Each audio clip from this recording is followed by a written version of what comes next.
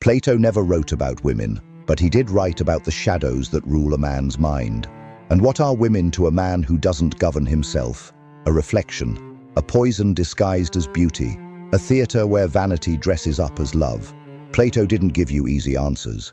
He challenged you to see what most people would rather ignore. The worst of all frauds is self-deception, and that's why so many men live as prisoners to a love that doesn't even exist. She smiles, and he calls it destiny. She pulls away, and he calls it tragedy. But none of this happens because she's some kind of witch. It happens because he refuses to face the truth that lives inside him. Plato wasn't talking about relationships. He was talking about power. The power that's born in the silence of self-knowledge and dies every time you surrender your dignity to desire. He understood that the man who doesn't rule himself will eventually be ruled by anything, by a system, by a vice, or by a smile. This video isn't about blaming women. It's about seeing the woman as a mirror. It's about the man who refuses to rule himself and pays the price of being a slave to his own desires. But what makes this illusion so powerful? The truth is, Plato didn't speak to soothe anyone's ego.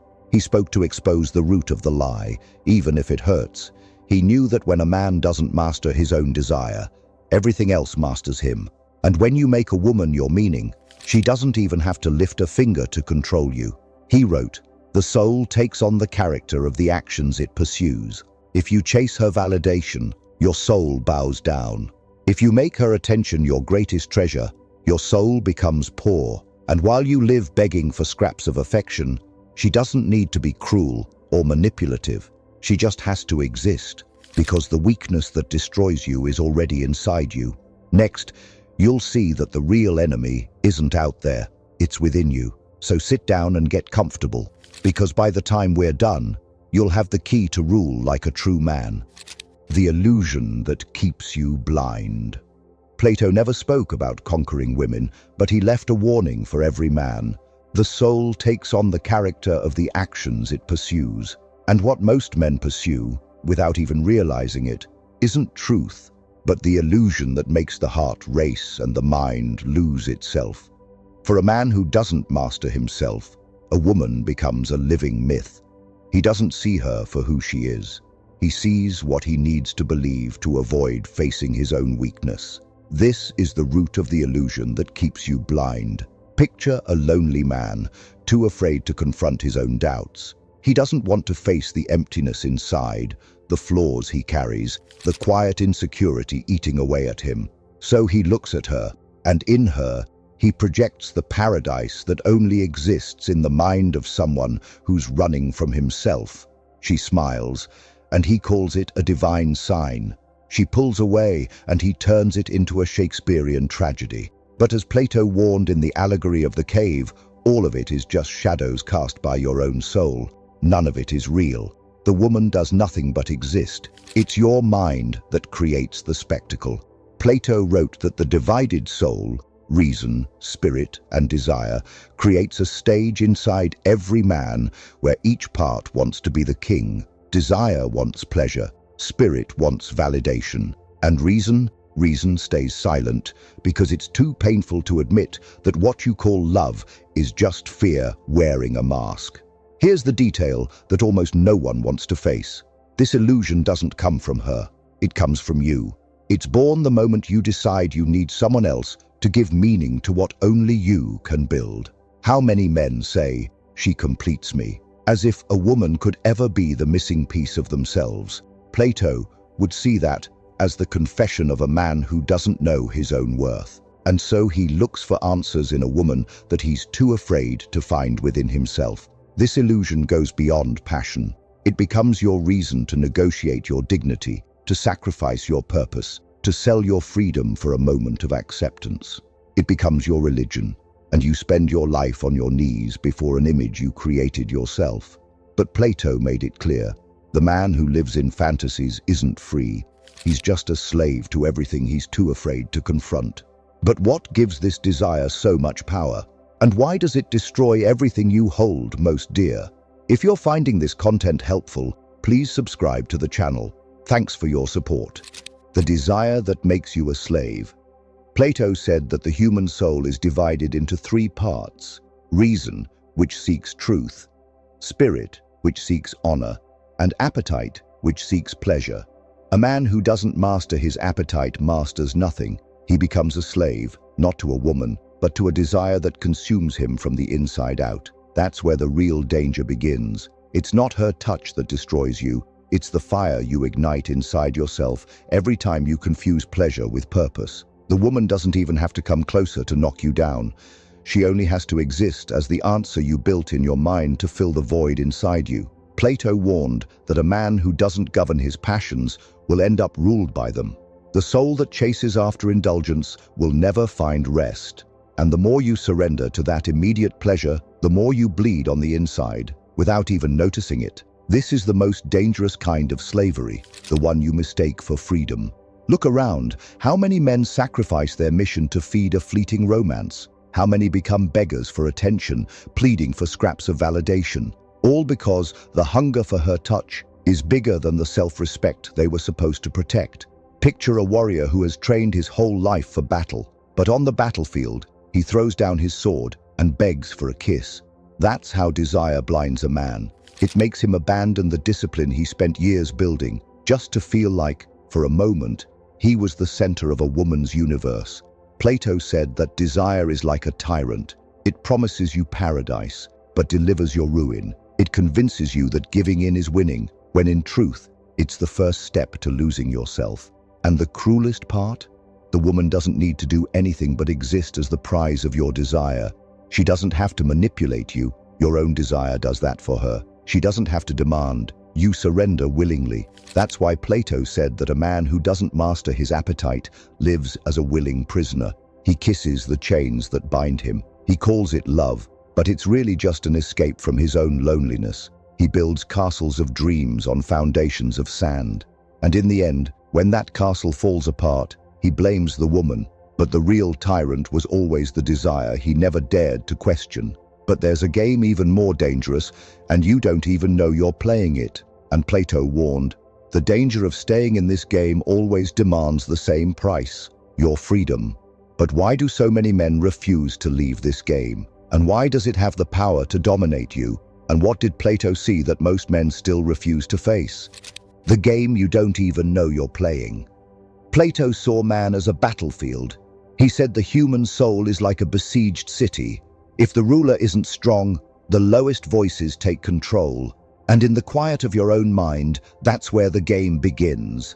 The one you don't even realize you're playing. You think you're just trying to win her over. But what's really happening is a duel inside you. Your reason craves purpose. Your spirit craves recognition. And your desire craves pleasure. Right now, on this board, the woman isn't the main player. She's the mirror. She reflects the part of you that's winning or the part of you that's losing. A divided soul is a lost soul.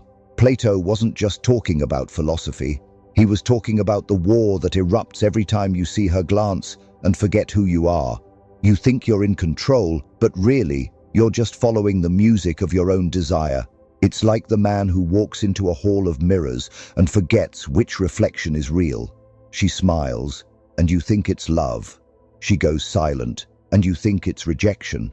But it's all just echoes of the game happening inside you, a game that Plato saw as the greatest tragedy. The man who doesn't know who rules his heart will always live as a subject, never as a king. And the price you pay for playing this game, it's the peace you'll never find. Because while you're playing to win her attention, you're losing your own clarity. You don't see that for Plato, true triumph was never in the outside world. It was in the inner harmony that only begins when desire bows to truth. This game, he said, always ends the same way. When you make someone else the prize, you stop being the player. You become just another piece on the board, and the game wins. But there's a power that Plato saw, and most men have forgotten they have it. The power you forgot you had. Plato wrote that the greatest tyrant isn't the one who rules cities. It's the one who rules a man's heart from the inside out. That's why he saw true freedom, not as a victory in the outer world, but as triumph over the voices that chain you from within. Most men never stop to wonder where the beliefs that make them weak in the face of a smile or a touch really come from. They think it's just passion. But Plato saw something much deeper. Those beliefs aren't born from love. They're born from fear. Fear of not being enough. Fear that without her, nothing has meaning. Fear of facing the silence that remains when the passion fades. Those beliefs are like roots buried deep in the soul. They're memories of abandonment, rejection, of not being seen. They're stories the mind tells itself to hide from the emptiness inside. And the woman, in this theater, isn't the cause of your chains. She's the reflection of your fear of being alone. Plato saw the man who doesn't know himself as someone walking in the dark, stumbling with every step because he refuses to light the flame. No man is free if he does not govern himself. He knew it doesn't matter how many conquests you have or how many women want you. If your mind is ruled by fantasies and neediness, you'll never be your own master. And here's the revelation that most men don't want to hear. The woman is not your salvation or your downfall. She's the living proof of the battle you're fighting within. When you put her on a pedestal, it's not out of love. It's because your soul is trying to escape the responsibility of becoming who you're meant to be. This is the silent tragedy. Every time you make her your purpose, you forget the power that Plato said is the foundation of all greatness. The power to rule your own soul. It's like having a dusty crown inside you, but handing it to her in exchange for a smile. It's like every time she refuses your love, you see not an invitation to self-discovery, but a verdict against who you are.